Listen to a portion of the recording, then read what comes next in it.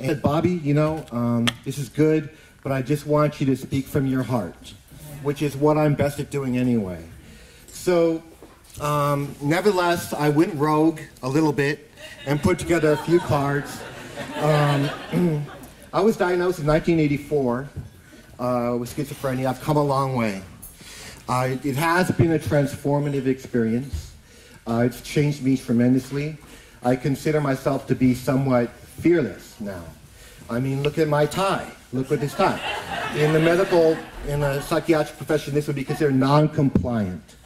But I feel like if you look good, you feel good, and if you feel good, you can do anything. So here I am tonight.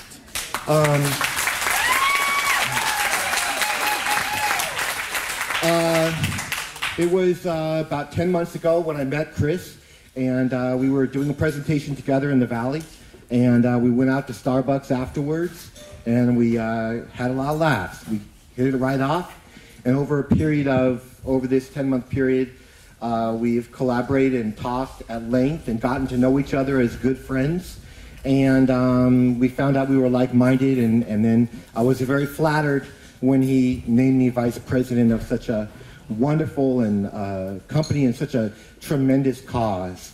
They say that schizophrenia, you need to find your voice in mental illness. So here I am tonight, and I've got my voice. I've got the microphone. So I wanted to say something that I truly believe. What is recovery? I'm here tonight. I've been stable for many, many years, off of Social Security for many, many years. But it is the peace of mind, the happiness, the joy, and the love that I have for my life and the job I do as a peer coach helping other people. That is the standard of recovery for me, and that's what I live on a daily basis. So that being said, let's see. Go back to the cards. Okay. So I'm a peer coach. And what a peer coach can do is offer a picture of undeniable hope right alongside somebody who's going through a difficult time. And that's what I aspire to do, and that's what I love to do. A peer coach can also speak from their depth of experiences, from the footsteps that we've walked, that I've walked. I have earned, if you will, the right to say to somebody going through something similar to what I went through, I understand, and I know how you feel. And that can go a long way to getting a person to listen to some good guidance and make some good steps in terms of their recovery. Now,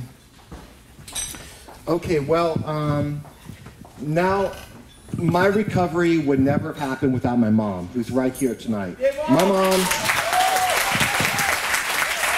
the heart of mental health recovery is the family.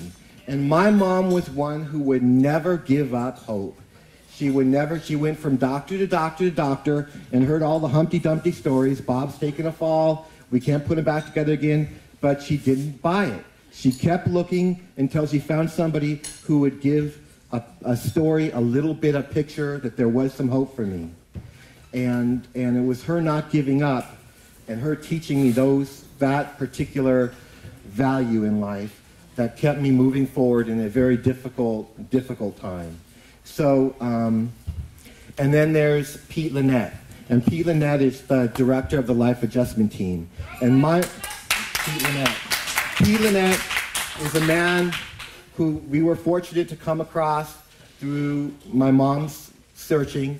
And the Life Adjustment Team gave me 7 years of the best support I could ever have asked for, and I need every bit of it. And I owe a great deal of my recovery to Pete Lynette and the Life Adjustment Team because they're some of the best around. They had the novel idea that you could take somebody with a mental illness, treat them with dignity and respect, work with them in the community, teach them life skills, and that in this process, which is not rocket science, that the person might start to improve the quality of their life and actually recover. And so I want to thank Pete, and I want to thank my mom.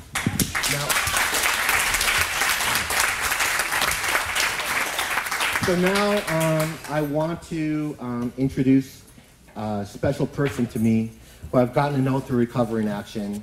And she has one of the most remarkable life stories I've ever heard. Not just because of all the adversity and hardships that have come her way, but primarily because of the way she has responded to the difficulties that life has thrown at her, which is somewhat unbelievable. But nevertheless, Doreen Hanna has come through it all. You know, I'm one of those people that I was told that I could never become anything, or that I would never be worth it. And one man told me that. Jeff Johnson was my therapist, and he told me, you are valuable and you are worth it. And I laughed at him, and I called him a liar, and I spit in his face, and I didn't believe him. And you know what? He was right, you know? He told me one star at a time, one starfish at a time. We could pick one starfish up at a time and throw it back in the water, and we could save them, you know? And then when I met Dr. Camilleri, he's the doctor who told me, we will find the right meds. We'll keep finding. And we did. And, you know, my life has changed. I have a support group today, you know, John and Cindy. I got people from my job at Tarzana Treatment Center who are here. I just love my life today. I am one of those people who never thought that I would ever be standing up here receiving an award or saying thank you, you know, and spirituality is important to me too. I thank God because I think he had a big hand in saving my life.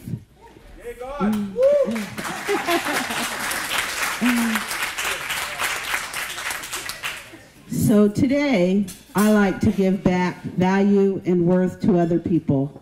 I do a lot of peer supporting. I'm a peer advocate, and I work at Tarzana Treatment Center. I also work for Recovery in Action. I like to share my story of hope because I believe that everybody is valuable and everybody is worth it. And I want to say one more thing. I want to tell you the story that my son told me, and I tend to say this everywhere I speak, so maybe some of you have heard it before. But there was a time in my life where I couldn't get out of my past. I was stuck in my past. And my son told me, he said, Mom, have you ever heard the story of the parable of the lost son? And I had said, well, yeah. And he said, well, you know, first of all, his father ran to him. And that's what we need to do, Mom. You need to run to somebody who can help you. He said that, you know, Mom, you were never designed to go backwards. The father said, go get the sandals and put it on your feet. Put the robe on because the robe covers up the dirt. They didn't give him a bath. They just covered him up. They covered everything up. When they put the sandals on the feet, you know, my son said, Mom, you know what? They didn't put the sandals on backwards. You know why? And I said, why? And he said, because you were not designed to go backwards. Your eyes are in front of your head, and your feet are pointing forward. And he said, Mom, if you continue to look backward and go on in your past, what's going to end up happening is you will fall.